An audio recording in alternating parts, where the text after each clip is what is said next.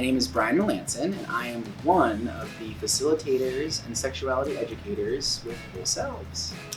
I'm Maggie Rice, and I'm the director of Whole Selves and also one of the facilitators. And we're here to talk to you about public and private.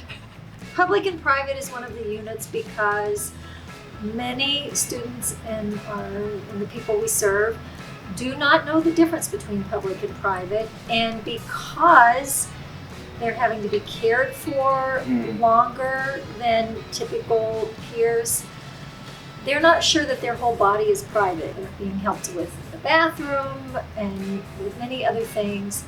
So we wanted to be sure that they knew that their body was private, and even though they need help, they get to choose who touches their body. Their body is theirs. So it's true.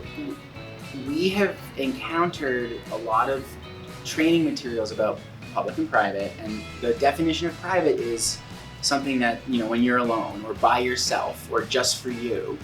And I had this experience over the summer teaching public and private with that. The class had already had a lot of training with that definition, and when we were asking students about different situations, a lot of private situations they were identifying as public because people are there with them. And so they were having a lot of confusion about that's still private even though it's next to the classroom and staff are helping.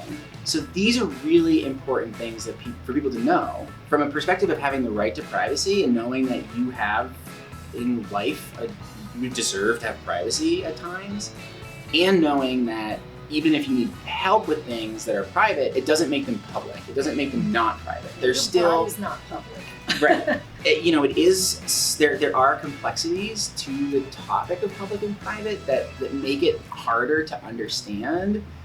But simplifying it is not helping people. Right. We believe that with the proper education, those nuances can be taught and understood, and they are. And they are.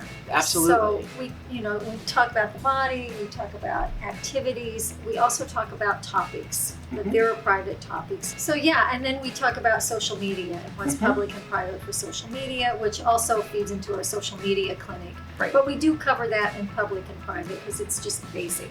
And it frames the issue in a good way, which is saying that the internet is public. That's a good starting point for what to think about rules around the internet. Well, is it even though it's a private message, it's not as private as a conversation with the door shut. We talk about this concept of more and less private. Well, something's more or less private as opposed to it is or isn't private. Yeah, so it seems on the surface that public and private is pretty basic and straightforward, but it's not, and that's why we're having a clinic.